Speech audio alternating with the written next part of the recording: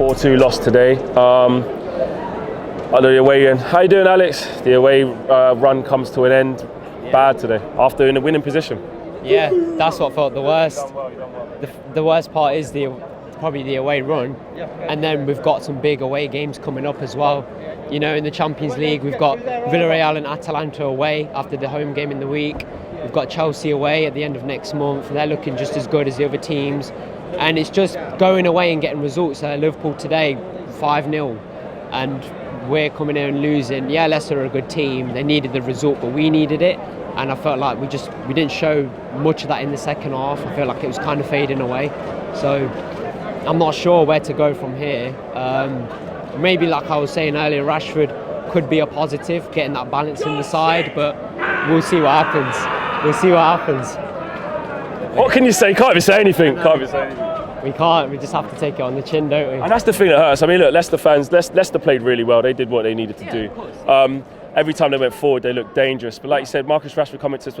With that type of performance, though, and how it went from bad to worse, can you see it snowballing? Like, 'cause this is a really tough period for us. It is. When I was looking at the start of the season, I was thinking we've got some favourable games. We should be nicking most results like Southampton away and Villa and Everton. We haven't done that, and now it's just going to get tougher.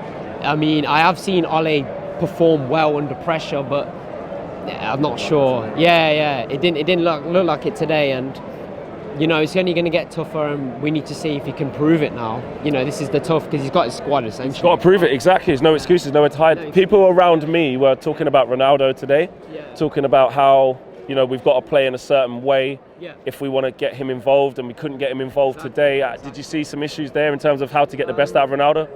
Potentially, yeah. I think it was maybe a bit slow moving. I do feel Leicester with their formations make it more tricky, but the three at the back with the wing backs, you know, they were good in that transition of sitting in, dealing with it, and then going on the counter attack, and leaving Matic on his own as well was a bit that isolation. I mean, I'm not a big fan of McFred, but it might have maybe worked today.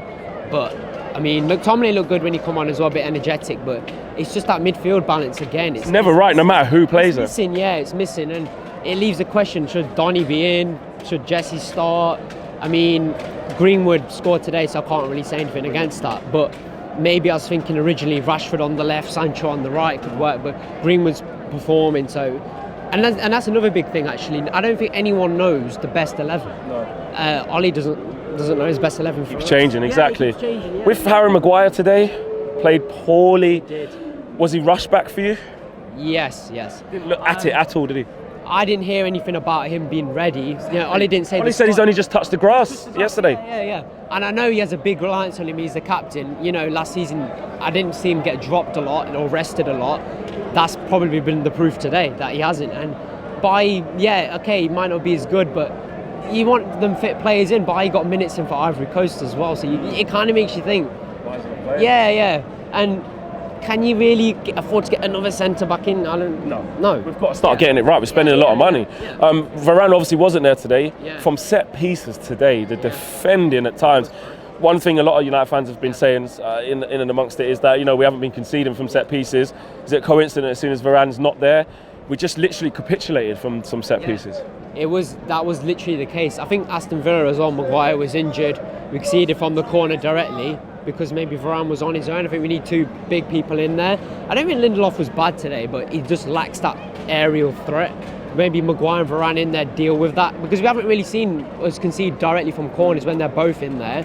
No Maguire for Aston Villa when he come off and we concede, and then today no Varane and then we concede two. And they were really scrappy as well, I thought.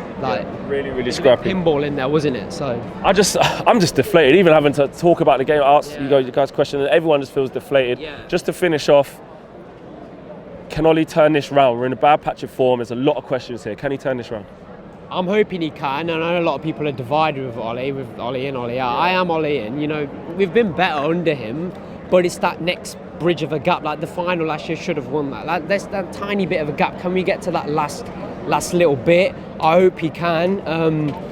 You know, apart from Varane, we've got pretty much the whole squad. I'm trusting that it goes well, but it is looking tricky. And we just got to hope. Thanks for talking to us, my friend. Thank you for Cheers. having me on.